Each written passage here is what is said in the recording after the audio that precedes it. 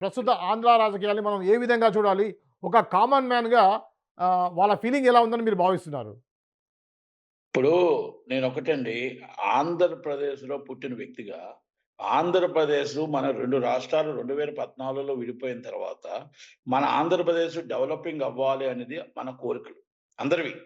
చంద్రబాబు నాయుడు గారు 2014 వచ్చారు. ఓకే. ఆయన ఒక హైటెక్ సిటీ కట్టాడు. ఒక సాఫ్ట్‌వేర్ మొత్తం టోటల్‌గా ఒక సృష్టించాడు. సృష్టికర్త. కనుక మనకి ఏదో చేస్తారు, ఏదో వస్తదని అనుకున్నాం. ఓకే. సినిమా ఇండస్ట్రీ అక్కడికొస్తదనుకున్నాం. సినిమా ఇండస్ట్రీ 2018 దాకా ఏమీ రాలేదు. ఏ ఒక్కటి పడలేదు. పోలవరం పూర్తవుద్దనుకున్నాం, అవ్వలేదు. ఈ ఏది కూడా ఎక్కడిదక్కడే అమరావతి అనుకున్నాం. అమరావతి భూములు తీసుకోవడం తప్ప ఏమీ జరగలేదు. 2019 జగన్మోహన్ రెడ్డి గారు వచ్చారు. జగన్మోహన్ రెడ్డి గారు ఏదో చేస్తారనుకున్నాం. పోలవరం పూర్తి కాలేదు. నా చిన్నప్పటి నుంచి పోలవరం ఎప్పుడవుతుందా? ఎప్పుడవుతుందా? అని చాలా మంది జనాలు అంటూ ఉంటారు. ఇప్పుడు నా మనవలు అందరూ వచ్చేసారు. నా పిల్లల తర్వాత నా మనవలు కూడా వచ్చేస్తున్నారు. వచ్చిన తర్వాత అప్పటికి కూడా పూర్తవుద్దో తెలియని పరిస్థితుల్లో పోలవరం ఉంది. అలాగే అమరావతి పూర్తవ్వాలి. ఇప్పుడు నేనేమంటానంటే 5 సంవత్సరాలు జగన్మోహన్ రెడ్డి గారు పాలన బాగులేదు. పాలన పాలన కుంటుపడిపోయిందని టీడీపీ వాళ్ళు చెప్పారు. ఓకే. దానికోసమే కదా! మనకి ఈరోజు మళ్ళా మీకు మీకు మ్యాండేటరీ 124 సీట్లు ఇచ్చారు. 164 సీట్లు ఇచ్చేటప్పుడు మిమ్మల్ని అరెస్ట్ చేశారనే కదా! మిమ్మల్ని అరెస్ట్ చేశారనే కదా! అవును. అయన్నీ మనం ఒక్కసారి టీడీపీ వాళ్ళు అర్థం చేసుకోవాల్సిందేంటంటే, టీడీపీ వాళ్ళంతా అర్థం చేసుకోవాల్సిన విషయం ఏంటంటే, మనం జరిగింది గత పాలకులు తప్పు చేస్తే మనకు మ్యాండేటరీ ఇచ్చారు. ఆ మ్యాండేటరీని మనం నిలబెట్టుకోవాల్సిన బాధ్యత మనం రాష్ట్ర ప్రజలకు ఇచ్చిన హామీలో ఇప్పుడు మొన్న అంబటి రాంబాబు గారిది, జోగి రమేష్ గారి దాడిలో మాట్లాడుతున్న వాళ్ళందరూ గవర్నమెంట్‌లో ఉన్నవాళ్ళే. హ్మ్. అంటే గవర్నమెంట్ మీకు ఇచ్చిన దాంట్లో గవర్నమెంట్‌లో ఉన్న మినిస్టర్స్ అవ్వచ్చు, హోమ్ మినిస్టర్ గారు అవ్వచ్చు, అందరూ అవ్వచ్చు. చట్టం మీ చేతుల్లో తీసుకోమని చెప్తున్నారు. ఇక్కడ హ్మ్. చంద్రబాబు నాయుడు గారు తిట్టిన విషయంలో హ్మ్. ఎవ్వరు కూడా సంకోచించట్లేదు. అది ముమ్మాటికి తప్పు, తప్పు, తప్పు, తప్పు. దాంట్లో మనం క్షమించరాని నేరం. ఆ హ్మ్. అభిమానులు కొంతమంది రాజశేఖర రెడ్డి గారికి గాని, చంద్రబాబు నాయుడు గారి ప్రాణానికి తెగించిన అభిమానులుంటారు. ఓహ్! ప్రాణం తెగించిన అభిమానులు. అంటే మనం ఆపలేమండి. ఆపలేని పరిస్థితుల్లో అభిమానులుంటారు. కానీ ఆపటానికి లాండ్ ఆర్డర్ ఉంది. హ్మ్. మనకి ఇంటెలిజెన్స్ ఉంది. నిఘా వ్యవస్థలున్నాయి. ఈ హ్మ్. వ్యవస్థల్లో మనం ప్రజ ప్రజల్ని కాపాడటానికి మనకు అవకాశం ఉంది. ప్రజల్ని మనం కాపాడాలి. ఆయనేదో మాట్లాడారని చంపేస్తామండి? అది. ఆళ్ళ చ ఫ్యామిలీని చంపేస్తామండి? కరెక్ట్ కదా! అంటే పొడి చట్టాన్ని చేస్తామండి? చేతిలో తీసుకోవడం కరెంట్ అనేది చేస్తామండి? కరెక్ట్ కాదు అనేది మీరంటున్నారు. నేను అంటుందేంటంటే, అవును. రాంబాబు గారు మాట్లాడిన మాటలు ఎవరు వెనకేసుకు రావట్లా. హ్మ్. అలాగని ఇక్కడ వీళ్ళు చేసింది కూడా తప్పే కదా! అవును. అవును. దీనివల్ల చంద్రబాబు నాయుడు గారి కష్టం హ్మ్. మీ వృధా అయిపోతుంది. కరెక్ట్. ఓకే. ఓకే. ఇప్పుడు పెట్టుబడులు పెట్టేవాళ్ళు ఎలాగొస్తారండి? హ్మ్. మాకొక 80 సంవత్సరాలు ఆ పెట్టుబడి వస్తే లాభం వస్తూనే వస్తారు. హ్మ్. నేనొక బిజినెస్ మ్యాన్‌గా కూడా చెప్తున్నా. ఓకే. ఇప్పుడు మీరు పెట్టిన తర్వాత 5 సంవత్సరాల తర్వాత జగన్మోహన్ రెడ్డి గారొచ్చి మళ్ళీ ఆపేస్తానంటున్నారు. ఆ! మళ్ళీ ఇదే గొడవలొస్తాయంటున్నారు. మళ్ళా ఇదే మేము ఇదే మిమ్మల్ని అరెస్ట్ చేస్తాం అంటున్నారు. అంటే మీరు అరెస్ట్ చేసుకొని ప్రజలకు ఎప్పుడు న్యాయం జరుగుతది? హ్మ్. ప్రజలకు ఎప్పుడు ఎంప్లాయ్‌మెంట్ దొరుకుతుంది? హ్మ్. ప్రజలు మీరిచ్చిన పరిశ్రమలిచ్చినా, మీరు ల్యాండ్‌లిచ్చినవి ఎప్పుడు పునాదులు పడతాయి? ఎప్పుడు పూర్తవుతది? ఏ రోజు మా సినిమా ఇండస్ట్రీ విశాఖపట్నంకొస్తుంది? ఏ రోజు మనం మొత్తం టోటల్ స్టూడియోలు కడతాము? ఏ రోజు సాఫ్ట్‌వేర్ కంపెనీలు కడతాము? ఏ రోజు ఎంప్లాయ్‌మెంట్ వస్తుంది? హ్మ్. ఓకే. ఇయన్నీ గూడా ప్రశ్నార్థకం అండి. నటికుమార్ గారు ఒక 2 నిమిషాలు వాళ్ళకి గూడా అవకాశం ఇద్దాము. ముందు మీరు తప్పకుండా. మీరు అడిగిన నా నా క్వెషన్‌లకి అనుమానాలు ఇవి. శేఖర్ రెడ్డి గారు ఏం చెప్తారు? అలానే వైసీపీ నుంచి ఉన్న రామారావు గారు ఏం చెప్తారనేది వాళ్ళ వాయిస్ కూడా తీసుకునే ప్రయత్నం చేద్దామండి. నమస్తే శేఖర్ రెడ్డి గారు. ముందు మీరు చెప్పండి. టీడీపీ అధికారంలో ఉంది. ఇప్పుడు నట్టికుమార్ గారు అడిగిన దానికి సూటిగా అడిగిన ప్రశ్నకి సమాధానం చెప్పండి. అంటే జగన్మోహన్ రెడ్డి వ్యక్తిత్వం గావచ్చు, ఆయన ధోరణులు గావచ్చు, ఈ రోజు గాదండి. 2011లో ఆ రోజు కాంగ్రెస్ ప్రభుత్వం ప్రశాంతంగా రోసయ్య గారు, కిరణ్ కుమార్ రెడ్డి గారు పరిపాలిస్తూ ఉంటే, ఈయనెక్కడా వాళ్ళని పరిపాలించనివ్వలేదండి. పొద్దున్న లేసి ఓదార్పు పేరుతో వేల మంది జనాన్ని ఎట్టేసుకొని, అయినా ఆయనకేమైనా పెద్ద అభిమానులు ఉన్నారంటే అది ఉండదు. వాళ్ళ నాయన పేరు చెప్పుకుంటాడు. వాళ్ళ నాయన చేసిన మంచి పనులు చెప్పుకొని, కొంతమందిని డబ్బులిచ్చి పోగేసుకోవడము, లేకపోతే వీళ్ళ దగ్గర ఉన్న రౌడీ ఎలిమెంట్స్ కొంతమందో, గంజాయి బ్యాచో రకరకాలుగా. అంటే ఎక్కడా కూడా తె తెచ్చిపెట్టుకున్న జనాలతో విపరీతమైన ఒక దండయాత్రలాగా ఈ ఓదార్పు యాత్ర అని పేరు చెప్పి జనాల్లోకెళ్ళడము. ఆ గవర్నమెంట్ పూర్తిగా డీస్టెబిలైజ్ చేయడము. ఆ రోజు మనం క్లియర్‌గా చూసాం. 2010 నుంచి 14 వరకు ఎంత దారుణంగా ఈళ్ళు కాంగ్రెస్ గవర్నమెంట్ ఇబ్బంది పెట్టారో. మళ్ళీ అలాంటి ప్రయత్నం ఇంకోసారి జరుగుతుంది. రెండో మాట ఆయనేమనుకున్నారు 2014లో నేను అధికారంలోకొచ్చేస్తా. ఇక 30 సంవత్సరాలు నాదే. నాకు తిరుగుండదనుకున్నారు. కానీ ఆ రోజు ఒక రాష్ట్రం విడిపోవడం వల్ల కావచ్చు, ఒక ఎక్స్పీరియన్స్ ఉన్న ముఖ్యమంత్రి అవసరం వల్ల కావచ్చు, ఆ రోజు చంద్రబాబు నాయుడు ఎన్నుకున్నారు. కానీ చంద్రబాబు నాయుడు గారు వచ్చి రాగానే చాలా ప్రయత్నాలు చేశారండి. అక్కడున్న బీజేపీ గవర్నమెంట్ తో కావచ్చు, అట్లాగే మన తెలంగాణ ప్రభుత్వంతో కావచ్చు, చాలా సఖ్యతగా ఉండి అన్ని రకాలుగా అన్ని ప్రాజెక్ట్స్ పోలవరం కావచ్చు, అమరావతి స్టార్ట్ చేయడం కావచ్చు, ఏమంటే ప్రతిదానికి ఇప్పుడు అమరావతి అనేది ఏదో ఒక చిన్న బిల్డింగ్ లేదంటే ఒక చిన్న ఒక కాంప్లెక్స్ కాదండి అది. అది ఒక పెద్ద ప్రపంచ ప్రసిద్ధి గాంచిన ఒక నగరం. దానికి కొన్ని ఏళ్లు పడుతుంది. కానీ ఎక్కడో దగ్గర ఒక మంచి స్టార్ట్ అవసరం దానికి. ఆ స్టార్టే మనము ఆ రోజు 2015, 16లో మనం చేసాం. ఏమంటే ఒక ఒక ఒక ఆ సిటీకి ఇప్పుడు ఏదైతే మనం అమరావతి అనుకుంటామో దాన్ని డిజైన్ చేయడానికే 1 ఇయర్ పట్టిందండి. దానికి ప్రపోజల్స్ కావచ్చు, దానికి ఫైనాన్స్ ఎక్కడి నుంచి తేవాలా, ఎట్లా దాన్ని కట్టాలా, ఏ విధంగా దాన్ని ముందుకు తీసుకెళ్లాలా, ఇవన్నీ కూడా ఒక రోజు ఏమంటే. కానీ దురదృష్టవశాత్తు 2019లో జగన్మోహన్ రెడ్డి గారు వాళ్ళ నాన్నగారి పేరు చెప్పు, ఒక ఛాన్స్ ఏమోనో ఆయన వచ్చారు. వచ్చిన దగ్గర నుంచి వ్యవస్థలు భ్రష్టు పట్టించడం, వ్యవస్థని పాడు చేయడం. ఈ రోజు మనం సూపర్ 6 అని ఏదైతే చెప్పామో సంక్షేమ పథకాల ద్వారా మనం ఈ రోజు 65 నుంచి 70 వేల కోట్లు ప్రజలకు అందిస్తున్నాం. అట్లాగే ఒక పక్క అభివృద్ధి కూడా శరవేగంగా జరుగుతోంది. అమరావతిలో 60 వేల కోట్లతో వర్క్ స్టార్ట్ చేశాము. ఏమండి చాలా మంది అమరావతిలో ఏం జరుగుతుంది, అక్కడ ఏం జరగట్లేదు అని చాలా మంది సవాల్ చేసే పరిస్థితి ఉంది కాబట్టి డిబేట్లలో నేనే ప్రత్యక్షంగా తిరిగి వచ్చానండి. అమరావతి ప్రాంతం అంతా నేనే ప్రత్యక్షంగా తిరిగి వచ్చా, ఎక్కడెక్కడ ఏం పనులు దొరుకుతున్నాయని. రెండవది ఈ రోజు భోగాపురం విమానాశ్రయం కావచ్చు, ఈ సంవత్సరమే మనకు అందుబాటులోకి రానుంది. పోలవరం కావచ్చు, నెక్స్ట్ ఇయరే నెక్స్ట్ జూన్ జూలై కల్లా పోలవరం phase 1 కంప్లీట్ అయ్యి జాతికి అంకితం చేసే పరిస్థితి. అట్లాగే వెలుగొండ ప్రాజెక్టు ఏమంటే నెట్టి కుమార్ గారికి ఉన్న ఏదైతే ఆయన భయాలు ఉన్నాయో అవి చాలా మంది ఈ రోజు సగటు ప్రజల్లో ఉన్నాయి. అట్లాగే మేధావుల్లో ఉంది. అట్లాగే ఈ రోజు పారిశ్రామికవేత్తలు ఎవరైతే ఆంధ్ర రాష్ట్రానికి రావాలన్నారో వారిలో ఉంది. అమరావతికి రైతులు ఏ భూములకి ఇచ్చారో ఆ రైతుల్లో మా భూముల పరిస్థితి ఏందనే ఒక ఫీలింగ్ ఉంది. ఇట్లా ఒక 5 సంవత్సరాల దుర్మార్గమైన పాలనను, ఒక భయోత్పాతాన్ని సృష్టించిన పాలనను ఆ రోజు చూసిన తర్వాత ఎవరికైనా సహజం అండి. ఈరోజు మళ్ళీ జగన్ వస్తే మా పరిస్థితి ఏంది, ఇప్పుడు మేము ఏదైతే ఈ త్యాగాలు చేశామో ఈ రాష్ట్రం కోసం అవన్నీ నాశనం అయిపోతాయేమో, లేదు మాకు రావాల్సిన మాకు అడ్వాంటేజ్ మాకు రాదేమో. అట్లాగే పారిశ్రామికవేత్తలు కూడా గత 5 సంవత్సరాల్లో ఎవరినైతే వీళ్ళు తరిమేశారో, ఎవరినైతే రాకుండా అడ్డుకున్నారో, ఎవరినైతే ఇబ్బందులు పెట్టారో వాళ్ళందరూ కూడా ఏంటంటే తెలుగుదేశం ప్రభుత్వం వచ్చింది, కూటమి ప్రభుత్వం ఉంది, మనకి ఇబ్బంది లేదనుకునే పరిస్థితుల్లో మళ్ళా జగన్ వస్తే ఎట్లా ఉంటది అనేది ఒక భయం అయితే ఖచ్చితంగా అందులో ఉందండి. దానికి తగిన కారణాలు ఉన్నాయి. బట్ నేనేమంటానంటే ఈరోజు సంక్షేమం ఒక పక్క అంటే సూపర్ 6 పథకాల్లో భాగంగా ఈరోజు ఒక 65-70 వేల కోట్ల రూపాయలు ప్రతి సంవత్సరం కూడా ఈ కూటమి ప్రభుత్వం ప్రజలకు చెల్లిస్తోంది. అట్లాగే మరో పక్క అభివృద్ధిలో ఒకసారి మీరు చూడండి, ఈ రోజు 60 వేల కోట్లతో అమరావతిలో ఈరోజు పూర్తిగా ఈ రోజు పనులన్నీ కూడా శరవేగంగా జరుగుతున్నాయి. అట్లాగే Polavaram project next year July August కన్నా మనం ఒక phase 1 కంప్లీట్ చేసి జాతికి అంకితం చేయాలనే ఒక దృఢ నిశ్చయంతో చంద్రబాబు గారు అట్లాగే ప్రభుత్వం ఉంది. ఈ రోజు భోగాపురం విమానాశ్రయం ఈ రాష్ట్రంలోనే కాదు దేశంలో అతిపెద్ద విమానాశ్రయమైన భోగాపురం అత్యంత టెక్నికల్ గా అత్యంత అడ్వాన్స్డ్ విమానాశ్రయం అంటే. సో ఆ విమానాశ్రయం కూడా ఈ రోజు మనకు ఈ సంవత్సరం అందుబాటులోకి వచ్చేటట్టుంది. శేఖర్ రెడ్డి గారు, ప్రధానంగా ఈ రోజు మనం మాట్లాడే విషయం ఏంటంటే దాడులు ప్రతిదాడు అంటే వైఎస్ఆర్సీపీ దాడులు చేయడం అనేది ఎంతవరకు కరెక్ట్ అంటే వాళ్ళకి మీకు తేడా లేదు కదా. ఇట్లా ఉన్న పరిస్థితుల్లో జగన్మోహన్ రెడ్డి గారికి ఈ రాష్ట్ర ప్రభుత్వాన్ని ఇంకా ఏం చేయలేమేమో, వీళ్ళు ఇట్లాగా ముందుకు తీసుకుపోతుంటే ఒకసారి సంక్షేమంలో అభివృద్ధిలో ఇట్లా ముందుకు వెళ్తూ ఉంటే మనం ఏం చేయలేమేమో, ఈ ప్రభుత్వాన్ని ఇబ్బంది పెట్టాలా, జంగల్ రాజ్ అని వీళ్ళు ఏదైతే మాట్లాడుతున్నారంటే ఈరోజు యాక్చువల్ గా జంగల్ రాజ్ అనే దానికి పర్యాయ పదమే జగన్మోహన్ రెడ్డి, వీళ్ళ వైఎస్ ఫ్యామిలీ.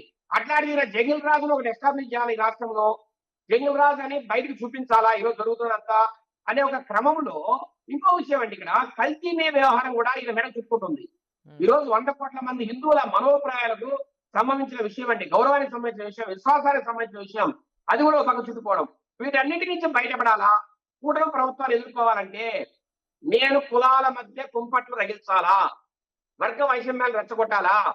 కులానికి ఒక నాయకుడిని ఎంచుకున్నారంటే కాపు కులంలో అంబటి రాంబాబు, అట్లాగే బీసీలో జోగి రమేష్, అట్లాగే రెడ్లలో రాయలసీమ రెడ్లలో మేబీ చెవిరెడ్డి భాస్కర్ రావచ్చు, లేదంటే రోజమ్మ రావచ్చు, లేదంటే ఇంకా రకరకాల పెద్దిరెడ్డి రామచారి ముందుకు రావచ్చు, మిథున్ రెడ్డి రావచ్చు, లేదంటే రేపు ఇంకా బీసీ కులాల్లో ఇంకొంతమంది నేతలు కావచ్చు, రేపు కాపు కులంలో పేర్ని నాని, గుడివాడ అమర్నాథ్ లాంటి వాళ్ళు కావచ్చు. ఇట్లా రేపు ఎస్సీ ఎస్టీ కులాల్లో కూడా కొంతమందిని బయటికి తెచ్చే అవకాశం ఉంది. ఇట్లాగా ఒక కులాల మధ్య కుంపట్టు రగిల్చి ఈ కూటమి ప్రభుత్వానికి పార్టీలకు మధ్యలో ఇష్యూలు క్రియేట్ చేయడం, తెలుగుదేశాన్ని జనసేన విడగొట్టడానికి ఒక ప్రయత్నం. రెండోది మిగతా కులాలన్నింటినీ కూడా తెలుగుదేశం ప్రభుత్వానికి చెడజాలనే ఒక తాపత్రయం. ఇట్లాగా రకరకాల నేరపూరితమైన కుట్రలు ఈరోజు బెంగళూరు ప్యాలెస్ వేదికగా జగన్మోహన్ రెడ్డి చేస్తున్నాడు. దాంట్లో భాగమే ఈ రోజు జరుగుతున్న సమస్యలన్నీ కూడా ఈ సందర్భంగా మీకు తెలియజేస్తున్నాం. అట్టడుక్కు పడిపోయిన ఆంధ్రప్రదేశ్ ప్రభుత్వం, అది జింగిల్ రాజు అంటే పోలీస్ వ్యవస్థ యొక్క ర్యాంకింగ్ 36వ స్థానంలో ఉంది. జింగిల్ రాజు అంటే అది. అంతేకాని ఇక్కడ మమ్మల్ని ఆడిపోసుకోవడం తప్ప వీళ్ళకి మరొక సబ్జెక్ట్ లేదండి. కులాలు, కుల మతాలు, వైషమ్యాలు సృష్టించేది ఎవరండి? మొట్టమొదటి నుంచి కూడా చంద్రబాబు నాయుడు గారు. చంద్రబాబు నాయుడు గారు రాజకీయాల్లో వచ్చినాకే ఈ యొక్క కుల వైషమ్యాలు, ఈ అంశాలన్నీ బయటకు వస్తానటువంటి పరిస్థితి ఉంది. మనం ఇంకొక అంశం కూడా గమనించాల్సినటువంటి ఆవశ్యకత ఉంది. ఇక్కడ కులం అనేటువంటిది ఉంది కదండి, సమాజంలో లేకుండా ఉన్నదా? వీళ్ళు కులాల గురించి ఇప్పుడు ఎందుకు మాట్లాడుతున్నారో అర్థం కానటువంటి పరిస్థితి ఉంది. ఒక అంశం ఏంటంటే, వీళ్ళు కల్తీ జరగలేదనేటువంటి రిపోర్ట్ ఏదైతే జంతు అవశేషాలు లేవని చెప్పేసి సిట్ గాని సిబిఐ గాని ఏదైతే రిపోర్ట్ ఇచ్చిందో వీళ్ళకి గుండెల్లో రైలు పరిగెత్తాయి. దాంతో వీళ్ళ యొక్క వాదనను నిజం చేయాలనేటువంటి ఆలోచన విధానంతో కొంతమంది కన్నా ఒక 5% 10% నన్ను నమ్మించాలి అనేటువంటి విధానంతో ఫ్లెక్సీలు ఏర్పాటు చేసి ఊరు పేరు లేకుండా ఈ ప్రభుత్వం చేస్తున్నటువంటి దమనకాండ చూసాం. అసలు అంతెందుకండి, నిన్న పెట్టినటువంటి ప్రెస్ మీట్ లో ఒక్కరి మొహాన కూడా నెత్తురు చొక్కలేనటువంటి పరిస్థితి ఉంది. ఆంధ్రప్రదేశ్ అంతా మాట్లాడుకుంటుంది ఈ అంశాన్ని. కారణం ఏంటంటే, వీళ్ళందరూ కూడా ఆంధ్రప్రదేశ్ ప్రభుత్వం అని చెప్పి వెనక ఓటింగ్ వేసుకున్నారు. దీంట్లో అధికారంలో ఉన్నటువంటి వ్యక్తులు కూర్చోవచ్చు. మరి బీజేపీ నుంచి మాధవన్ కూర్చోబెట్టారు. ఆయనకి ప్రభుత్వంలో ఏం పదవి ఉందో స్పష్టం చేసినటువంటి బాధ్యత ఉంది. అంటే వీళ్ళు చట్ట వ్యతిరేకమైనటువంటి కార్యక్రమాలు ఏదైతే ప్రభుత్వం పేరుతోటి అనధికారికంగా పార్టీ కార్యక్రమాలు చేస్తున్నటువంటి వైఖరి తేటతెల్లమవుతుంది. వీళ్ళకి ఎక్కడా కూడా స్పష్టత లేదు. ప్రభుత్వం వేరు, పార్టీలు వేరు అనేటువంటి అంశము తెలియనటువంటి ఆ యొక్క మైకంలో ఉన్నారు వీళ్ళు, ఆ మత్తులో ఉన్నారు. ఖచ్చితంగా వీళ్ళ మత్తు ప్రజలు దించడానికి సంసిద్ధమయ్యారు. అది తెలిసే వీళ్ళ యొక్క బెంగ, వీళ్ళ యొక్క ఆలోచన. మా నాయకుడు జగన్మోహన్ రెడ్డి గారు జననాయకుడు, జన ప్రపంచం. ఆయన ఎక్కడుంటే అక్కడ. అందుకే ఆయన ఎక్కడికి వెళ్ళి జనం వస్తుంటే వీళ్ళు చూసి ఓర్వలేరు. వీళ్ళ నాయకుడు ఏదైతే చంద్రబాబు నాయుడు గారు వస్తుంటే పట్టుమని 10 మంది కూడా సెక్యూరిటీ తప్ప ప్రజలు ఉండేటటువంటి పరిస్థితి లేదు. ఎందుకంటే ఇది మోసపూరిత ప్రభుత్వం. అసలు 67,000 కోట్లు మేము ప్రతి సంవత్సరం ఖర్చు చేస్తున్నాం. ఎవరు ఖర్చు చేయమన్నారు? సంపద సృష్టిస్తామన్నారు. రాజధానికి రూపాయి ఖర్చు లేకుండా దానికంతటా అదే సింగపూర్ నుంచి కూడా మేము సహాయం తీసుకొని దాని స్వయం సమృద్ధిగా రాజధాని నిర్మిస్తామని ఈ రోజు వేల కోట్ల రూపాయల అప్పులు తీసుకొచ్చినటువంటి పరిస్థితి ఉంది. ఇప్పటికే 2 సంవత్సరాలు కూడా కాకుండానే 3 లక్షల కోట్లకు పైగా అప్పులు చేసి ఈ రాష్ట్రాన్ని అధోగతి పాలు చేస్తూ వాళ్ళ యొక్క గాది నింపుకుంటున్నారు.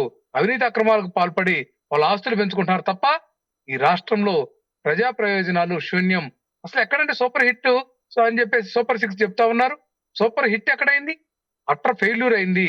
ఎన్ని పథకాలు మీరు ఇచ్చారో చెప్పగలరు రాజశేఖర రెడ్డి గారు?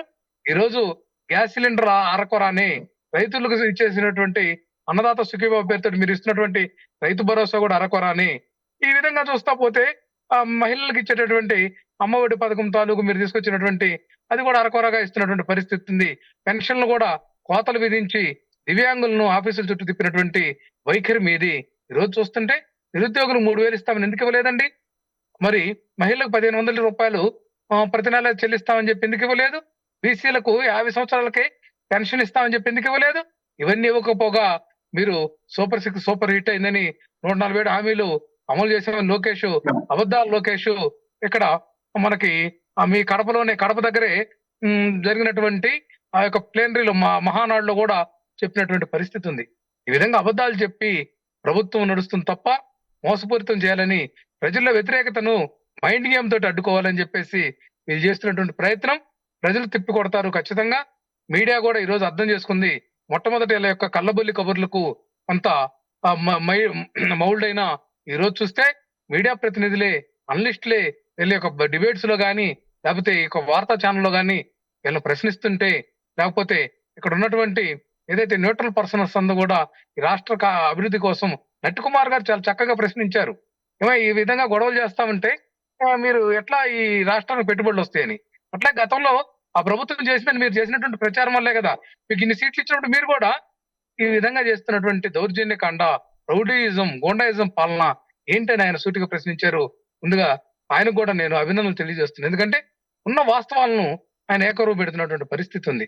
ఈ రాష్ట్రంలో జరుగుతున్నటువంటి అరాచకాల అక్రమాలు చూస్తే మహిళల మీద, విద్యార్థినుల మీద, మహిళల మీద, బాలికల మీద జరుగుతున్నటువంటి అఘాయిత్యాలు ఘోరంగా ఎప్పుడు లేనటువంటి రికార్డు స్థాయిలో ఉన్నాయి.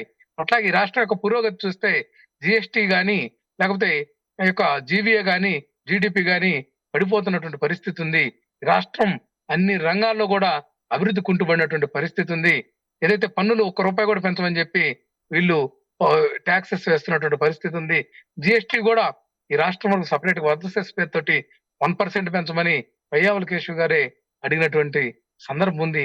ఈ విధంగా వీళ్ళు ప్రజలు నడ్డి విరిచి ప్రభుత్వం పేరుతోటి దోపిడీ, దౌర్జన్యాలు, దమనకాండలకు శ్రీకారం చుట్టారు తప్ప వాళ్ళ ఆస్తుల్ని పెంపొందించుకొని సింగపూర్, మలేషియా, దావోసుల్లో ఎక్కడైనా సరే యూరప్ కంట్రీస్ లో వీళ్ళు అక్రమ ఆస్తులను దాచిపెట్టుకోవడానికి విదేశీ పర్యటనలు చేస్తున్నారు, గోప్యంగా ఉంచుకుంటున్నారు తప్ప వీళ్ళకి పారదర్శకత లేదు. ఈ రోజు కూడా ఈ రాష్ట్రంలో స్థిర నివాసం ఏర్పాటు చేసుకోకుండా హైదరాబాద్, ఇతర రాష్ట్రాలకు విహారయాత్రలకు తిరుగుతున్నటువంటి దుర్మార్గమైనటువంటి పాలన ఈ రాష్ట్రంలో జరుగుతుంది. ఈ నాయకులందరూ కూడా ఖచ్చితంగా సిగ్గుపడాల్సినటువంటి అంశం ఉంది. ఎందుకంటే ఈ రాష్ట్రంలో ఎటువంటి పరిపాలన జరుగుతుంది, ఏం జరుగుతుంది అనేది కూడా చెప్పాల్సినటువంటి ఆవశ్యకత ఉంది.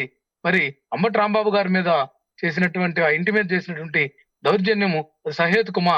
ఒక మహిళ గ్రంథాలయ సంస్థ చైర్మన్ అట, ఎంత బూతులు మాట్లాడిందని అది కనపట్టలేదా ఈ టీడీపీ వాళ్ళకు? అట్లాగే చూసాం మనం. ఇక్కడ మనం చూస్తే పెమ్మసాని చంద్రశేఖర్ అనేటటువంటి వ్యక్తి అబద్ధాలు మాట్లాడుతూ కాలం వెలుబుచ్చేటటువంటి పెమ్మసాని చంద్రశేఖర్ ఆయన ఉడుతూపులు ఊపుతూ ఉంటాడు, మేకపోతు గాంభీర్యం ప్రదర్శిస్తుంటాడు. రమ్మను మొన్న మా యొక్క నాయకుడు జగన్మోహన్ రెడ్డి గారు వస్తే ఆ లోకల్ గా ఉన్నటువంటి గల్లా మాధవ్ ఎమ్మెల్యే పెమ్మసాని చంద్రశేఖర్ ఎటువైపు పారిపోయారు తెలియనటువంటి పరిస్థితి ఉంది. వీళ్ళు ఛాలెంజ్ విసిరే, జగన్మోహన్ రెడ్డి గారికి ఛాలెంజ్ విసిరే అంత స్థాయి గాని అంత ధైర్యం గాని వీళ్ళకి లేదు.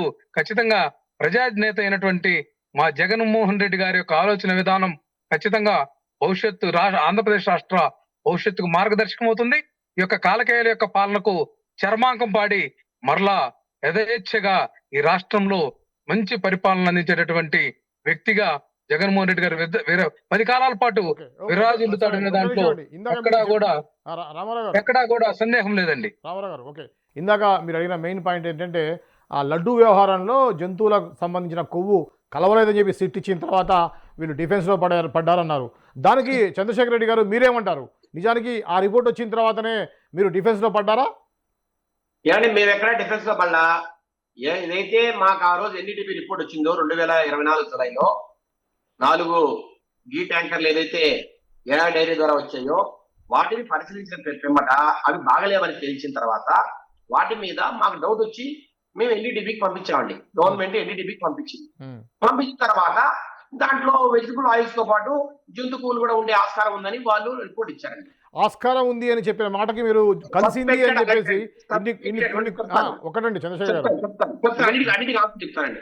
సస్పెక్టెడ్ అడల్టరెంట్స్ అనే విషయాన్ని చెప్పారు. రామారావు గారు దయచేసి వినండి, మీకు టైం ఉంటది చెప్తూ గారి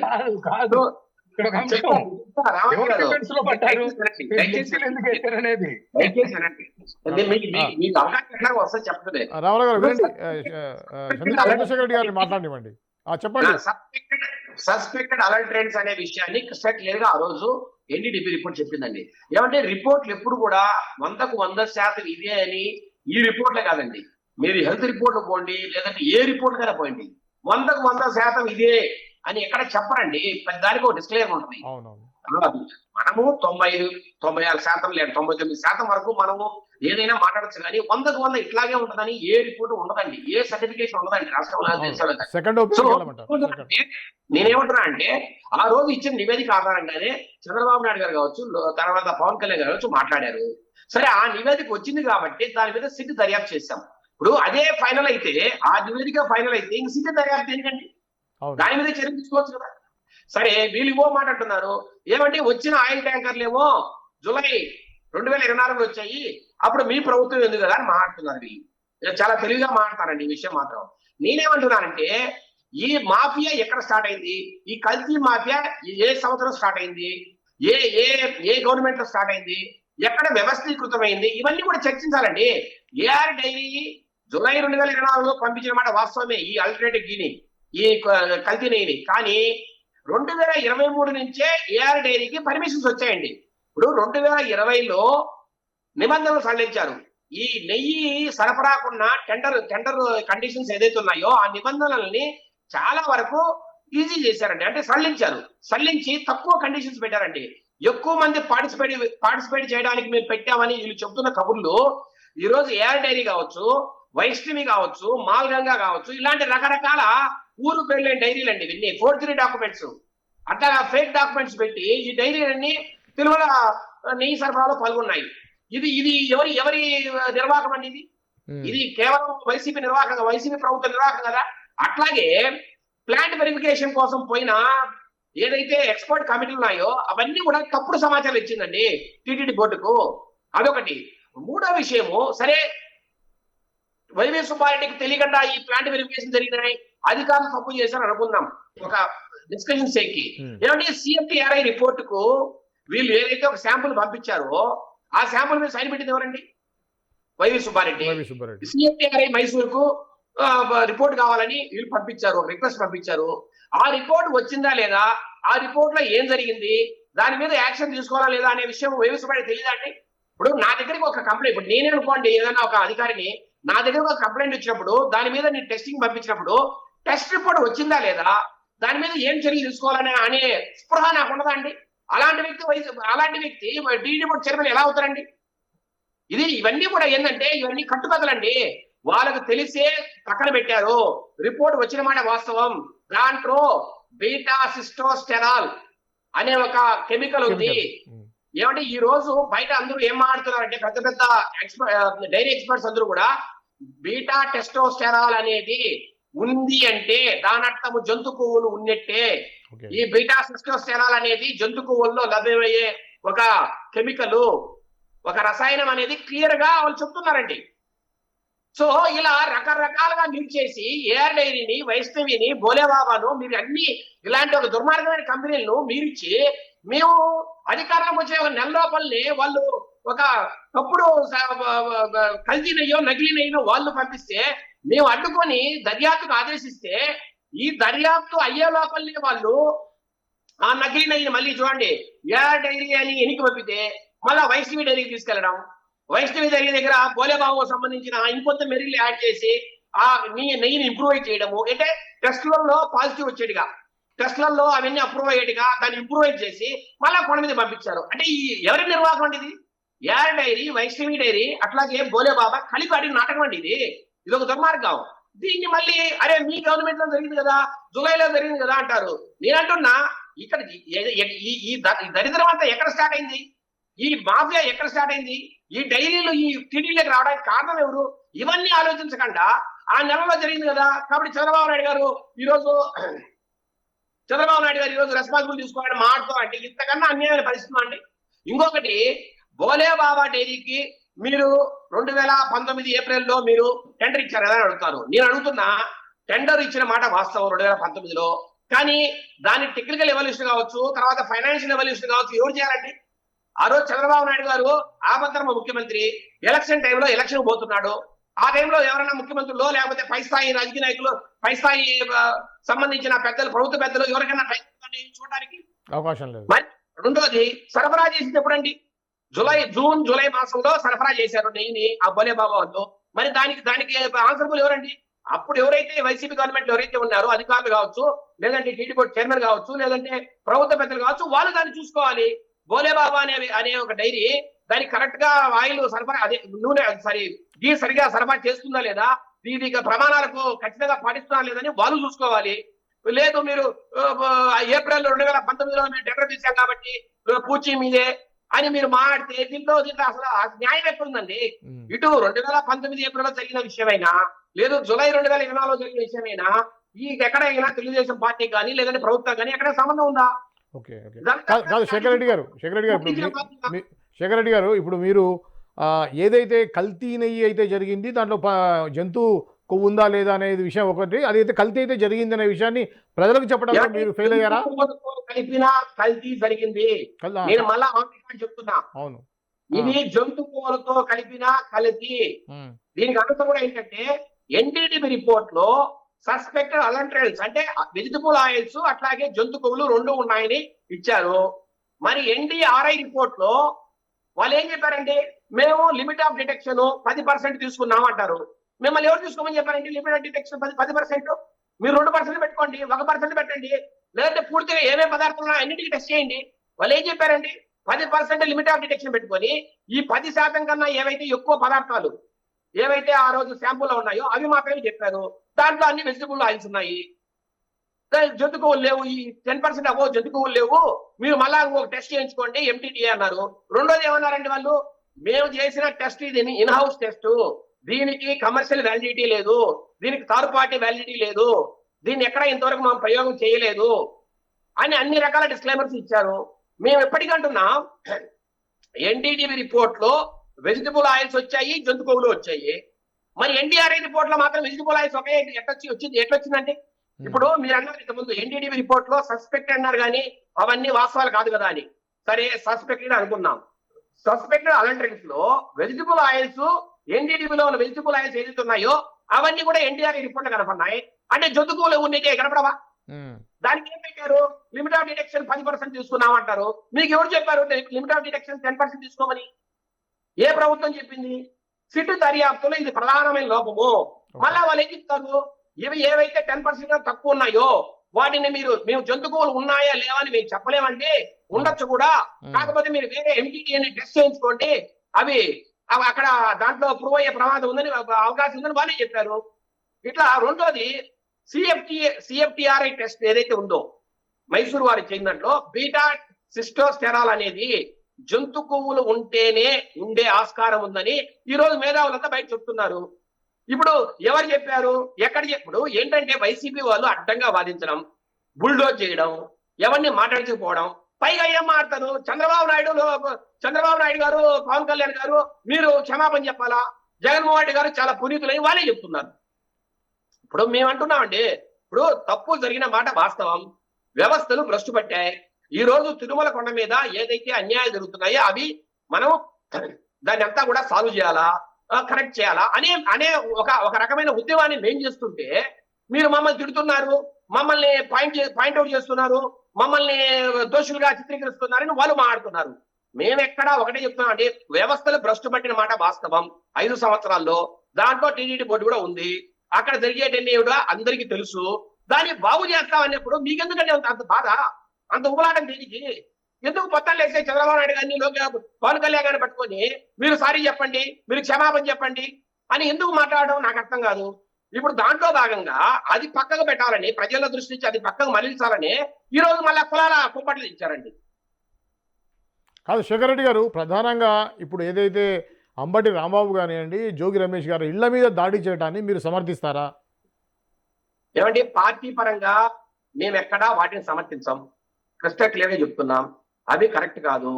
నేనేమంటున్నానంటే ఈ వివాదం ఎక్కడైతే ఉందో జరిగిందో గుంటూరులో, దానికన్నా ఒక్కరోజు ముందర అప్పటి టీడీ బోర్డు చైర్మన్ అంటే పాత TD board chairman Bhumana Karunakar Reddy గారు తిరుపతిలో ఒక ప్రెస్ మీట్ పెట్టి మేము ప్రాయశ్చిత్త హోమాలు చేస్తున్నాం, రాష్ట్రం అంతా ప్రాయశ్చిత్త హోమాలు చేస్తున్నాం, మేము తిరుమల శ్రీవారి మెట్లు కడుగుతున్నాం, అట్లాగే వివిధ జిల్లాల్లో కూడా మేము ఈ ప్రాయశ్చిత్తం చేసుకోవాలి, మీరు మహా అపచారం చేశారు, ఈ చంద్రబాబు నాయుడు గారు, పవన్ కళ్యాణ్ గారు ఇవి జంతువులు కలిసాయని చెప్పి మహా ఘోరమైన అపచారం చేశారు, వాటికి మేము ప్రాయశ్చిత్తం చేస్తామని చెప్పింది ఆయన. తరువాత దాని ప్రకారము తిరుపతిలో కావచ్చు రకరకాల ఊళ్ళలో ఫ్లెక్సీలు వైసీపీ వారు పెట్టిన మాట వాస్తవం. మీరు ఒకసారి గమనించండి, లేదంటే మీ రిపోర్టర్స్ ఎవరైనా ఉంటే తిరుపతిలో అడగండి. ప్రాయశ్చిత్త హోమం రోజు ఎన్ని ఫ్లెక్సీలు పెట్టారండి? చంద్రబాబు నాయుడు గారి పేరుతో, అట్లాగే పవన్ కళ్యాణ్ గారి పేరుతో ఫ్లెక్సీలు పెట్టిన మాట వాస్తవం కదా? మరి వాళ్ళు ఫ్లెక్సీలు పెడితే తప్పులేదు, కానీ ప్రభుత్వ పరంగా మేము కూడా సమర్థించుకోవాలి కదా మా పనుల్ని, నేను చెప్పే మాటల్ని. సో దాని ప్రకారం మాకు భావ ప్రకటన స్వేచ్ఛ మాకు లేదా? ఇప్పుడు డిబేట్ ఈ రోజు మీతో డిబేట్ లో మాట్లాడుతున్నా, లేదంటే ఎవరైనా ప్రెస్ మీట్ పెడతారు, ఇంకా ఏదైనా ఫ్లెక్సీలు వేస్తారు, లేదంటే గోడ మీద రాతలు రాస్తారు. ఇవన్నీ కూడా ఏంటంటే మా విధానాలని మేము ప్రజల్లోకి తీసుకెళ్ళాలి. అట్లాగే దాంట్లో భాగంగానే ఫ్లెక్సీ పెట్టారు. సరే ఫ్లెక్సీ పెడితే ఏం చేయాలంటే అంబట్రాంబాబు గారు పోలీస్ స్టేషన్ కి కంప్లైంట్ చేయాలి. మీకు నచ్చలా, అది out of against the rule పోయారనుకున్నాం, మీరు పర్మిషన్ తీసుకోలేదో లేకపోతే మాకు మా మనోభావాలు దెబ్బతింటాయని వైసీపీ నాయకులు అనుకుంటే ఏం చేయాలి? పోలీస్ స్టేషన్ మీకు కంప్లైంట్ చేయాలి. కానీ రాంబాబు గారు ఏం చేశారు? ఫ్లెక్సీ దగ్గరికి వెళ్ళి తొడదట్టాడు. ఏమన్నారు? ఈ ఫ్లెక్సీ మీరు తీసేయండి, లేదంటే వేల మంది ఇక్కడికి వచ్చి మీరు ఫ్లెక్సీ తీస్తారని మాట్లాడారు. ఎవరికైనా ఇబ్బంది బాధ అనిపించదా? ఫ్లెక్సీ కట్టడానికి బాధ అనిపించదా? సరే మరుసటి రోజు ఆయన ఏం చేశాడు? ఒక టెంపుల్కి వెళ్ళాడండి, ప్రాయశ్చిత్త హోమం చేసుకున్నాడు. పోలీసు వారు క్లియర్ గా చెప్పారు, ఏమంటే మీరు ఇక్కడ ఏదైతే టెంపుల్కి వెళ్ళారో నేరుగా ఇక్కడి నుంచి మీరు ఇంటికి వెళ్ళిపోవడం చెప్పారు. వెళ్ళాడు ఆయన, ఏమన్నా నేరుగా ఫ్లెక్సీ దగ్గరికి వెళ్ళాడు. ఈయన ఫ్లెక్సీ దగ్గరికి వెళ్ళేటప్పటికి ఈయన ఆల్రెడీ సవాల్ చేశారు కాబట్టి ఈ అపోజిషన్ పార్టీ కూడా అక్కడ కాసుకొని ఉంది. ఇప్పుడు దీంట్లో ఎవరు ఇప్పుడు రెచ్చగొట్టింది ఎవరు? వారి ఆ ఫ్లెక్సీ దగ్గరికి పోయింది ఎవరు? స్టేట్ లో ఇన్ని ఫ్లెక్సీలు కట్టున్నారండి. ఎవరు కూడా అపోజిషన్ పార్టీ వాళ్ళు ఫ్లెక్సీ దగ్గరికి ఎవరు తొడగొట్టట్లేదు, ఎవడో కూతురు తిట్టట్లే, ఎవరు మీకు కట్టెలు ఇస్తాం ఫ్లెక్సీ దిగిపోతే ఎవడు మాట్లాడట్లా. ఎందుకు అంబటి రాంబాబే ఆ మాట అన్నాడు? ఇప్పుడు వైసీపీ నాయకులు ఎన్నో ఫ్లెక్సీలు కట్టారు, ఎవరైనా టీడీపీ నాయకులు మీరు మాట్లాడారా? ఎవరైనా ఫ్లెక్సీ జరిపి దానికి ఇచ్చారా? లేదంటే ఇట్లాంటి మాటలు మాట్లాడారా? ఇప్పుడు అంబటి రాంబాబు ముందు నుంచి ఏం చెప్తున్నాడు? మీరు రెడ్బుక్ రాజ్యాంగానికి మా కుక్క భయపడదు. ఏంటండి ఆ మాటలు? ఏం రెడ్బుక్ రాజ్యాంగం ఉంది రాష్ట్రంలో? ఏమండి మీరు యాక్ట్ 13 తెచ్చి, యాక్ట్ 13 అనే ఒక యాక్ట్ తెచ్చి మీరు ప్రజల్ని తిరగలిగారు సరిగ్గా. ఎవరికైనా అవకాశం ఇచ్చారండి? ప్రతిపక్షాలు కనీసం ఒక ర్యాలీ చేసే అవకాశం ఇచ్చారా? లేదంటే ఎక్కడైనా ఒక ధర్నా చేసే అవకాశం ఇచ్చారా 5 సంవత్సరాల్లో? ఈ రోజు మీరు యథేచ్ఛగా ఈ రోజు మీరే చూస్తున్నారు. అంబటి రాంబాబు ఇంటికి ఎట్టబోతున్నాడు జగన్మోహన్ రెడ్డి. అదే చంద్రబాబు నాయుడు అయితే పాలించారా మీరు? అదే లోకేష్ గారిని పాలించారా? అదే పవన్ పాలించారా? ఎన్ని ఇబ్బందులు పెట్టారండి, ఎన్ని నోటీసులు ఇచ్చారండి, ఎన్ని హౌస్ అరెస్ట్ చేశారండి. ఈ రోజు మేము హౌస్ అరెస్ట్ చేయలేమా జగన్మోహన్ రెడ్డి? కానీ చేశారా? ఈ రోజు మీరు యథేచ్ఛగా గూండాలను, రౌడీలను, లేదంటే ఈ గంజాయి బ్యాచ్ ని మీ ఎక్కడ తిప్పుకుంటే వేల మందిని పోగేస్తున్నారు. ఎక్కడైనా ఆపేమా పోలీసులు పెట్టి? ఇంకా మీకు ప్రొటెక్షన్ ఇస్తున్నామండి.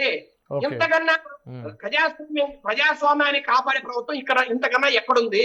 ఓకే శేఖర్ రెడ్డి గారు, అయితే ఇప్పుడు దీనికి రామారావు గారు మీరు చెప్పండి. మీరే రెచ్చగొట్టే విధంగా ఫ్లెక్సీలను పెట్టి ప్రక్షాళన అని చెప్పేసి, గుళ్ళలో పూజలు అని చెప్పేసి, కుక్క కూడా భయపడదని చెప్పేసి ఇలాంటి మాటలు మాట్లాడి రెచ్చగొట్టింది మీరే అనేది శేఖర్ రెడ్డి గారు క్లియర్గా చెప్తున్నారు.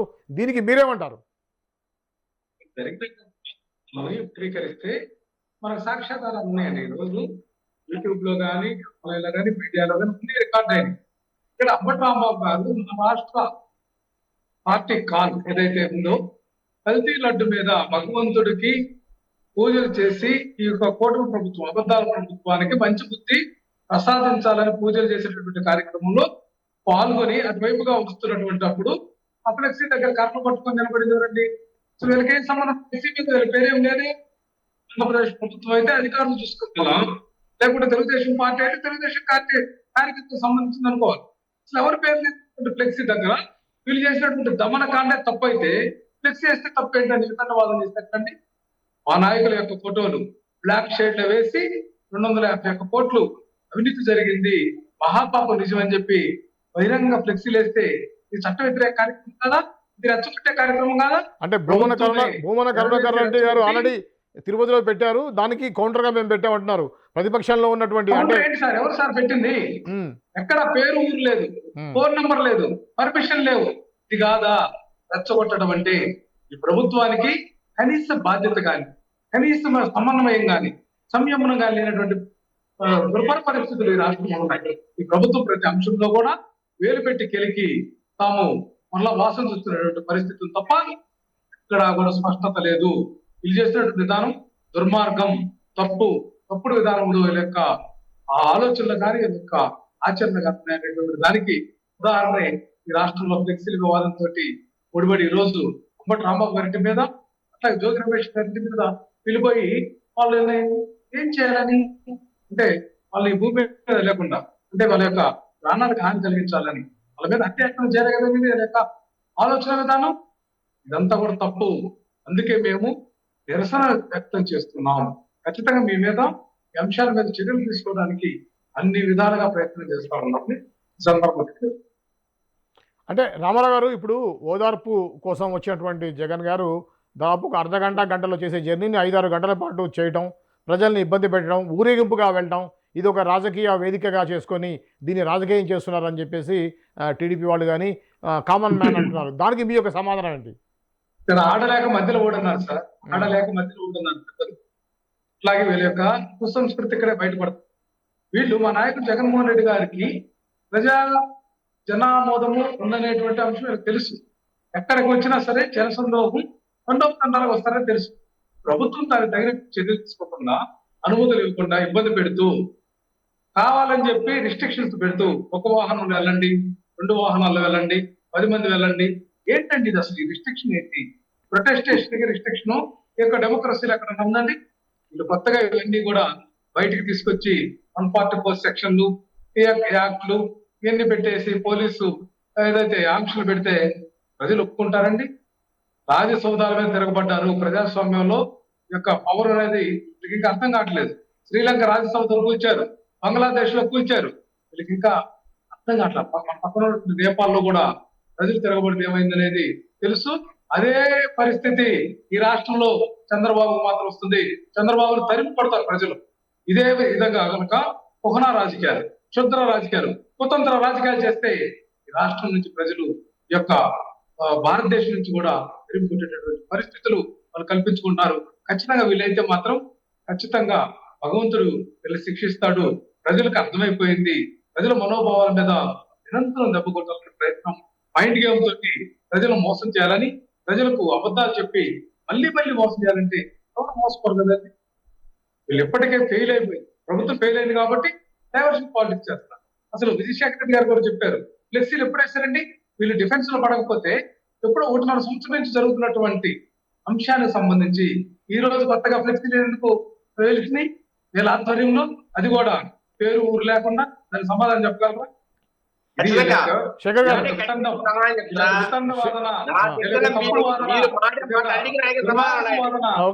రామారావు గారు, శేఖర్ గారిని మాట్లాడండి. శేఖర్ గారు చెప్పండి, ప్రజా వ్యతిరేకత అనేది మొదలైంది చంద్రబాబు మీద, కూటమి ప్రభుత్వం మీద అనేది రామారావు గారు చెప్తున్నారు. ప్రజా వ్యతిరేకత ఉంది, దాన్ని అణగదొక్కడానికి కోసం ఆయన ఏమైనా కలగన్నాడేమో నాకు తెలీదు.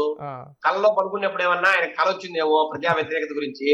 నేను 2 మాటలు సూటిగా చెప్తానండి. ఇప్పుడు ఫ్లెక్సీ ఎందుకు వేశారండి? ఎందుకంటే సిట్ దర్యాప్తు 10 రోజుల ముందర నివేదిక బయటకు వచ్చింది. అక్కడ ఏదైతే సిఐడి కోర్టు ఉందో, మన అదే సిఐడి కోర్టు ఏదైతే ఉందో నెల్లూరులో, ఆ సిఐడి కోర్టు సమర్పించారు. దాని తర్వాతనే మనము అక్కడ దాని గురించి మాట్లాడడం మొదలు పెట్టాం. రామారావు గారు కానీ ఇంకా చాలా మంది వైసీపీ నాయకులు డిబేట్లలో ఈ 10 రోజుల నుంచి ఎక్కువ మాట్లాడుతున్నారనే విషయం వాళ్ళకు తెలుసు. అని మాట్లాడిన తర్వాత ఇంకా ఈ రోజు ఫ్లెక్సీలు పెట్టక ఇంకేమైనా 6 నెలల ముందు పెడతారండి? 6 నెలల ముందు ఎవరికైనా తెలుస్తుందా? ఒకటి. రెండో విషయము, ఇప్పుడు వీళ్ళేమంటారు, మా నాయకుడు సూపర్ స్టారు, మా నాయకుడు మెగాస్టారు, మేము ఎక్కడికైనా పోతాం, మాకు 1000 మంది వస్తారు, మీకు దమ్ముంటే రండి అంటే. ఏమండి నేను అడుగుతున్నా, అంబటి రాంబాబు అనే వ్యక్తి ఆ ఫ్లెక్సీ దగ్గర పోవద్దు అని చెప్పితే కూడా పోలీసు వాళ్ళు వినకుండా అక్కడ పోయాడు. అక్కడ 100 గొడవ పెట్టుకున్నాడు. సరే మీరు కొడుకు చావండి, కానీ మీరు ఏం చేశారు? చంద్రబాబు నాయుడు గారిని లైన్లోకి లాగారు. ఆయన అనరాని మాటలన్నారు. ఆయన కాబట్టి వాళ్ళ తల్లి గారిని మాట్లాడారు. అట్లాగే ఆయన కూడా లకారాలు మాట్లాడారు. ఒక ముఖ్యమంత్రి స్థాయి వ్యక్తి, ఒక ముఖ్యమంత్రి ఈ రాష్ట్రానికి 50 సంవత్సరాల ప్రజా జీవితం గడిపిన నాయకుడు ఈ రోజు దేశంలోనే అత్యంత ప్రముఖుల్లో ఒకరు. ప్రపంచంలో ఏమంటే ఈ రోజు ప్రపంచంలో సౌత్ ఇండియా అంటే చంద్రబాబు నాయుడు పేరు టకాని చెప్తారండి ఎవడైనా. మీరు ఎక్కడికైనా వెళ్ళండి, మీరు హిందీ మాడేవాళ్ళు కానీ, తెలుగు మాడేవాళ్ళు కానీ, తమిళ మాడేవాళ్ళు కానీ, అమెరికా పోండి, యూరోప్ పోండి, మీరు సౌత్ ఇండియా ఏపీ అనగానే ఆ చంద్రబాబు నాయుడు అంటారండి. అంతటి ప్రశస్త అంతటి ప్రాముఖ్యమైన వ్యక్తిని అంత నీచంగా ఒక ఏమంటే ఆయన అంబటి రాంబాబు గురించి ఏం మాట్లాడో నాకు అర్థం కాదు. ఆయన రెడ్ లైట్ ఏరియాకు రెగ్యులర్ కస్టమర్ అండి. ఇంతకన్నా ఘోరంగా నేను మాట్లాడలేను. అతనికి కాపు కులం గురించి అతను ఎంత నీచంగా మాట్లాడండి. అతను కాపులు ఏమంటే ఎన్ని మాట్లాడండి. వీళ్ళు ఎప్పుడంటే అప్పుడు తాగుతారు, సరిగా వీళ్ళకి తెలివి తక్కువ ఎన్నో మాట్లాడారు. మాట్లాడిన తర్వాత ఎప్పుడైతే ఈయన మీద దౌర్జన్యం చేశారో, దాడి చేశారని చెప్తున్నారో అప్పటి నుంచి అబ్బా నేను కాపు నాయకుడిని, నాకు కాపులందరూ నాకు మద్దతు పలకాలని అప్పటి నుంచి మాట్లాడుతున్నారు. మరి అంతకుముందు కాపులం ఏమైందండి ఆయనకి? ఎంత అవమానకరంగా మాట్లాడండి కాపులందరినీ. తర్వాత వీళ్ళు రంగా గారితో పోల్చుకోవడం. ఏమంటారంటే మీరు రెచ్చగొడతారు, ఎవరన్నా ఒకరో ఇద్దరు రెచ్చిపోయి మాట్లాడితే అరే మా మీద దౌర్జన్యానికి వస్తారని మీరే మాట్లాడతారు. ఇప్పుడు మీరు చూడండి గల్లా మాధవి గారిని, అట్లాగే పెమ్మసాని చంద్రశేఖర్ గారు ఆ రోజు సరే ఆవేశంలో ఏదో మాట్లాడారు. వాళ్ళు మాట్లాడి వెంటనే ఈ రోజు ఏం మాట్లాడారు, ఈ రోజు జగన్మోహన్ రెడ్డి మీ గమ్ముంటే ఇప్పుడు ఆయన మాట్లాడారు, మా జగన్మోహన్ వేల మంది వచ్చాడు, ఈ గమ్ముంటే వాళ్ళు రావాలి ఇప్పుడు అని మాట్లాడతాడు. ఏమిటి రెచ్చగొట్టే విధానం చేసేది వీళ్ళు.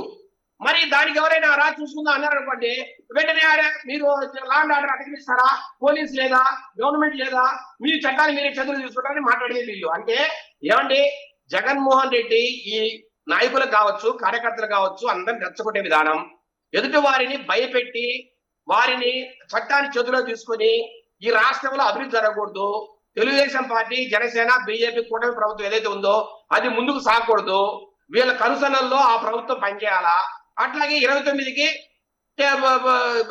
వైఎస్ఆర్సీపీ అక్కడ మెజార్టీతో గెలవాలా, ఏం చేయాలి, ఈ రకాల ప్రయత్నాలన్నీ చేస్తారు. ముందు వాళ్ళే రెచ్చగొడతారండి.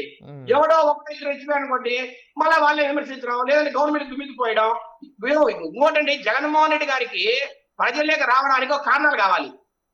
కాబట్టి వీళ్ళే కారణాలు, ఇప్పుడు కారణాలు ఎక్కడా లేవు, అభివృద్ధి బాగా జరుగుతుంది, సంక్షేమ పథకాలు అందుతున్నాయి, ఇప్పుడు ఏం చేయాలి, ఏదో కారణాలు సృష్టించుకోవాలంటే ఇట్లా అంబటి రాంబాబు తిట్టించడము, వాళ్ళ ఇంటికి వేల మందితో పోవడము, జోగి రమేష్ మాట్లాడండి, ఎంత అన్యాయమైన మాట్లాడి. ఇప్పుడు కల్తీ మద్యంలో నువ్వు జైలు వచ్చావు, కోర్టులో తెలుసుకో, కోర్టుకు వెళ్ళు, నేను చేయని తప్పు కాదని నిరూపించు, ఎవరు కాదంటారు కదా. మరి అట్లా కాకుండా ఒరే చంద్రబాబు, ఒరే లోకేష్ అని మాట్లాడేది వీలు కదా, రారా పోరాని మాట్లాడేది వీలు కదా, నేను మీ ఇంటికి వచ్చేదా, నువ్వు మా ఇంటికి వస్తావా అంటే అర్థం ఏందండి. అసలు ఒక మనిషి, ఒక రాజకీయ కాదండి, వీళ్ళు అసలు మనుషులేనా అని. ఆగు రౌడీలు, కిరాయి హంతకులు, అసాంఘిక శక్తుల పార్టీ ఏంటి అది. వీళ్ళు అసలు రాజకీయాలకు అర్హత ఉందా వీళ్ళకు? నేను ఒకటే చెప్తున్నానండి, ఈ రాష్ట్రంలో ఇలాంటి దరిద్రం పోవాలంటే, ప్రశాంతంగా రాష్ట్రం ఉండాలంటే ఏదర్ వైఎస్ జగన్మోహన్ ఉరిన తీయాలి, లేదంటే ఈ రాష్ట్ర బహిష్కరణ చేయాలి. ఈ రెండు లేకపోతే ఈ సమస్యలకు పరిష్కారం లేదు. వీళ్ళు ఎలాగైనా రెచ్చగొడతారు, జైల్లో ఉండే రెచ్చగొడతారండి. అతను 16 నెలలు జైల్లో పెట్టడం కూడా ఇట్లాంటి మన మధ్యస్థాలే, అవసరమైతే జైలు పిలిపించుకుంటాడు, ఏకల్ని రెచ్చగొట్టి పంపిస్తాడు. ఇప్పుడు నేను అంటున్నా రాజశేఖర రెడ్డి మీద భక్తు లేకపోతే ప్రేమో కొంతమందికి అయితే ఉందండి, నాయకుల్లో, వైసీపీ నాయకులు, వాళ్ళందరూ కూడా జగన్మోహన్ ఈ రోజు సాధ్యాలుగా ఉన్నారు. నేను వాళ్ళకు కూడా అప్పీల్ చేస్తున్నాను, మీ ఛానల్ సాక్షిగా, దయచేసి జగన్మోహన్ చెప్పే మాటలకు రెచ్చిపోవద్దు, మీ జీవితాలు నాశనం చేసుకోవద్దు, దీనివల్ల మీకు వచ్చే ఆదాయం ఉండదని కూడా ఈ సందర్భంగా నేను మనవి చేస్తున్నా. ఓకే, అయితే శేఖర్ రెడ్డి గారు, ఇప్పుడు పట్టుమని 2 సంవత్సరాలు కూడా కాలేదు, ఇంకా ఉంది 3 సంవత్సరాలు. ఇప్పుడే ఇన్ని రకాల అవాంతరాలు మీరు కేవలం 11 సీట్లు వచ్చిన జగన్మోహన్ రెడ్డి వైసీపీ పార్టీ చేస్తుంది అంటే రాబోయే 3 సంవత్సరాలు ఎలా ముందుకెళ్తారు మీరు? ఏమండి, మేము ప్రభుత్వ పరంగా కొంచెం ఆచితూచి పోవాలని అనుకుంటున్నామండి. ఎందుకంటే మాకు ప్రజాస్వామ్యం మీద నమ్మకం ఉంది, రెస్పెక్ట్ ఉందండి, గౌరవం ఉంది. అందువల్లనే మేము చట్టాన్ని ప్రయోగించడం ఎంతసేపు అండి, జగన్మోహన్ ఆపడం ఎంతసేపు అండి, అంబటి రాంబాబు లాంటి ఆమోతులను ఆపడం ఎంతసేపు అండి. కానీ ప్రజాస్వామ్యంగా పోవాలి కాబట్టి ఒక పద్ధతిగా పోతున్నాం కాబట్టి వీళ్ళు మాడగలుగుతారు. కానీ మాట్లాడిన ఏ వ్యక్తికైనా చట్టం తన పని తాను చేసుకుపోతుంది, ప్రతి ఒక్కరి మీద కేసులు నమోదవుతాయి, జైలుకు పోతారు. నేను ఒకటే అంటున్నా, ఎక్కడ లా అండ్ ఆర్డర్ ప్రాబ్లం వచ్చినా ఎవరిని వదిలిపెట్టే ప్రశ్నే లేదు. అది వైసీపీ నాయకులు కానీ, తెలుగుదేశం నాయకులు కానీ ఎవరైనా వదిలిపెట్టలేదు ఈ ప్రభుత్వము. చంద్రబాబు నాయుడు గారు అత్యున్నత ప్రమాణాలకు, విలువలకు ప్రసిద్ధి చెందిన వ్యక్తి. ఏ రోజు కూడా ఇట్లా వర్గ వైషమ్యాన్ని రెచ్చగొట్టే విధంగా తెలుగుదేశం పార్టీ నాయకులు ప్రోత్సహించరు. నేను ఒకటే చెప్తున్నా, చట్టానికి ఎప్పుడూ అతిథులు కాదు. అది గల్లా మాధవి కావచ్చు, లేకపోతే ఇంకో వ్యక్తి కావచ్చు, ఎవరైనా కావచ్చు. ఈ రోజు మీరు చూడండి, అంబటి రాంబాబు విషయంలో ప్రతి ఒక్కరి మీద కేసులు నమోదు చేశాం. అట్లాగే జోగి రమేష్ విషయంలో కూడా మేము కేసులు నమోదు చేశాం. ఖచ్చితంగా వాళ్ళు ఇంటరాగేట్ చేస్తారండి. ఇంటరాగేట్ చేసి అక్కడ ఎవడైతే ఇబ్బంది పెట్టారని మాట్లాడతారో, చూశారు, అది ప్రూవ్ అవుతుందో ఖచ్చితంగా వాళ్ళు కలకటాలు ఇంటికి పోవాల్సిందే, దాంట్లో ఏం మధ్యస్థం లేదండి. ఓకే, రామారావు గారు, శేఖర్ రెడ్డి గారు చెప్పింది విన్నారు కదా, తప్పు చేస్తే ఎవరైనా మా పార్టీ శిక్షిస్తుంది అంటున్నారు. మీరేమో మీ వైసీపీ నుంచి రెచ్చగొట్టే వ్యాఖ్యలు చేయడం వల్లే ఇలా జరిగింది అని కూడా స్పష్టంగా చెప్తున్నారు. దానికి మీరేమంటారు? చెప్పండి సార్. ఒక నిమిషం అండి, మనం పిల్లిని రూమ్ లో పెట్టి తలుపు వేసి దాని కనుక ఏమనంటే అది మనిషి మీద కూడా రక్కేటటువంటి పరిస్థితి. ఇక్కడ పదే వీళ్ళు చేస్తున్నటువంటి ఇబ్బందులు, పదే వీళ్ళు చేస్తున్నటువంటి అవమానాలు, పదే పదే వీళ్ళు ఆత్మగౌరవాన్ని శంకించి లేకపోతే దాన్ని అంగపరుస్తున్నటువంటి అంశంలో మేము మాట్లాడితేనేమో బూతులు తిట్లు, వీళ్ళు మాట్లాడితే అవి మంచి శ్లోకాలన్నీ చెప్పండి. ఇరా కార్పి ఏం మాట్లాడుతున్నాడండి? గతంలో కొమ్మారెడ్డి పట్టాభి మాట్లాడినప్పుడు ఆ రోజు ముఖ్యమంత్రిగా ఉంది మా నాయకుడు జగన్మోహన్ రెడ్డి గారు కాదా? అది వీళ్ళకి గుర్తు లేదా?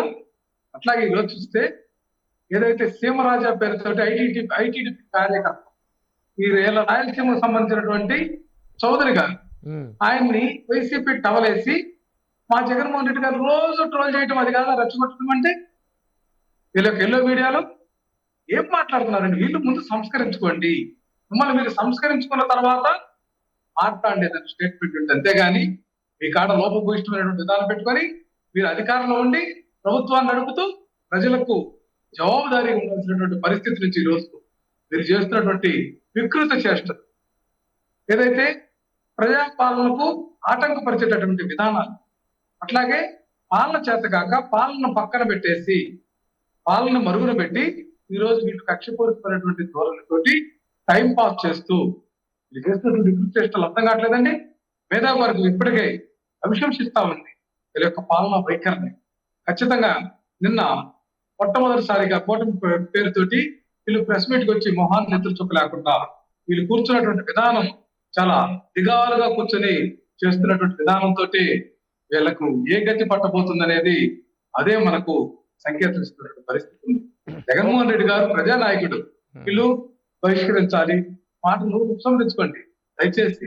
అవి ఖచ్చితంగా మీకున్నటువంటి లోపాలతో ఉన్నటువంటి అవినీతి, అహంకారం, అధికారం, మదంతో ఉన్నటువంటి మీకు వర్తిస్తాయి కానీ ప్రతిపక్షంలో ప్రజల పక్షాన పోరాడుతున్నటువంటి మాకు వర్తించవు.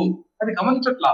ఎవరు అధికార పక్షం, ఎవరు ప్రతిపక్షం, ఇది గమనించుకోండి దయచేసి. మీరు ఇప్పటికైనా కళ్ళు తెరిచి కూటమి ప్రభుత్వం ఇంకా మరొక కొంతకాలం అయినా సరే ప్రజల కోసం ఆలోచన చేయండి, ప్రజల కోసం పాలన చేయండి, ప్రజలను మభ్యపెట్టే విధానం మానుకొని ప్రజలకు మీరు చేయగలిగిన చేయండి.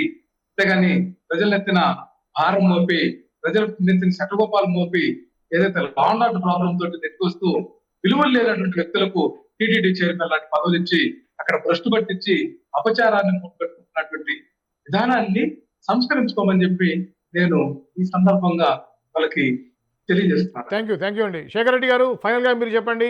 ఈ యొక్క ఈ కక్షలు వాళ్ళు చేశారు, మేము చేశాము, ఇటువంటి కక్షలు ఒకళ్ళ మీద ఒకళ్ళు కక్షలు చూపించుకోవడం తప్పించి ప్రజలకి ఉపయోగపడే పనులు ఏమి చేయట్లేదని చెప్పేసి ఇందాక నటికుమార్ గారు కూడా చెప్పారు.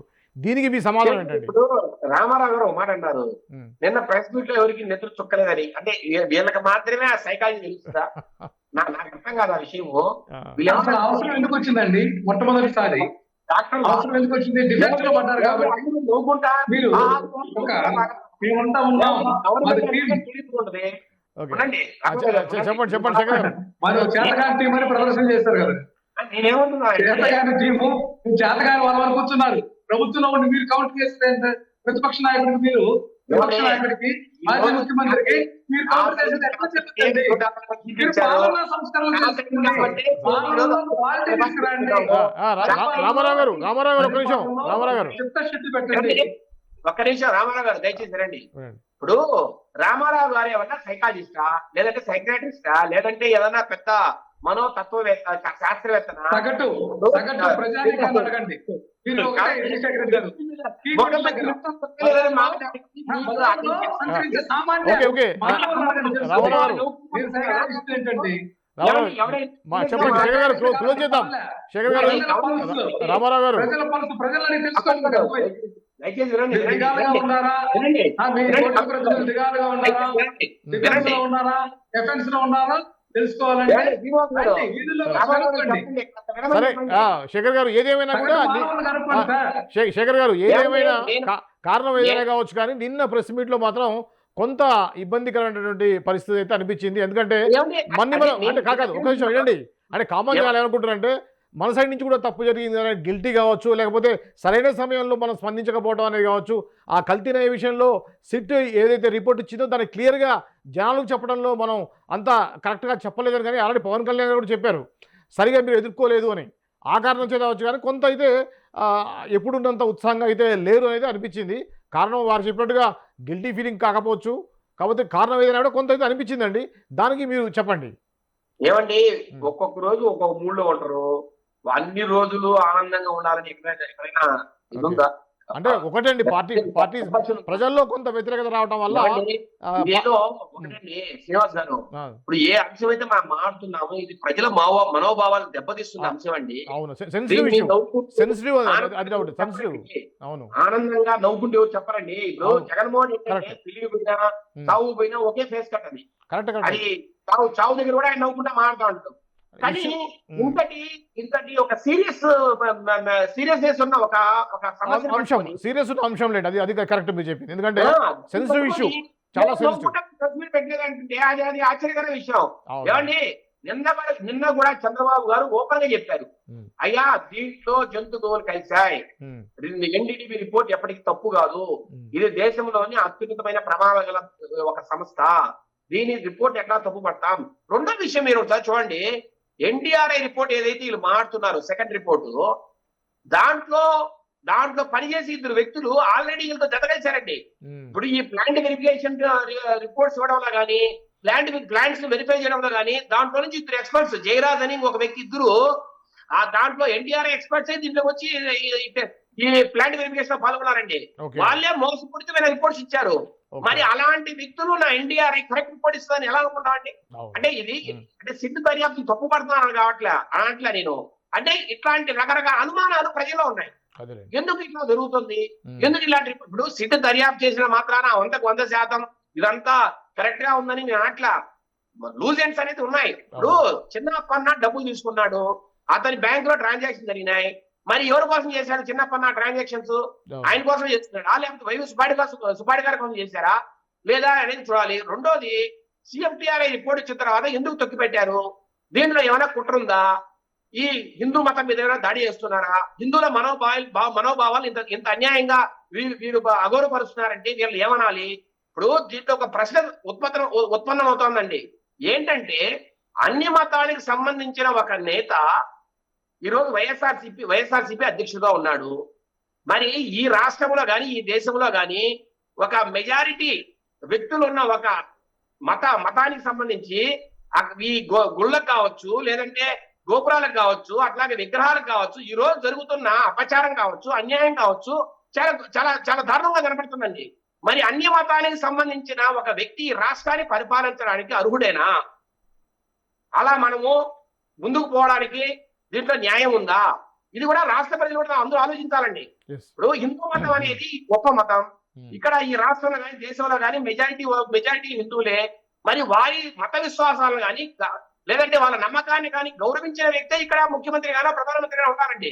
అట్లా కాకుండా ఎక్కడో అమెరికాలోనో, జెరూసలంలోనో, ఇజ్రాయెల్లోనో, లేదంటే ఇంకొక దేశంలోనో ఉన్న మతానికి, ఆ మతాన్ని నమ్మి ఈ దేశంలో ఉంటూ, ఈ రాష్ట్రంలో ఉంటూ ఈ ప్రజలు పరిపాలించాలనుకోవడం కరెక్టేనా? ఇది భారీగా చర్చ జరగాలి ప్రజల్లో.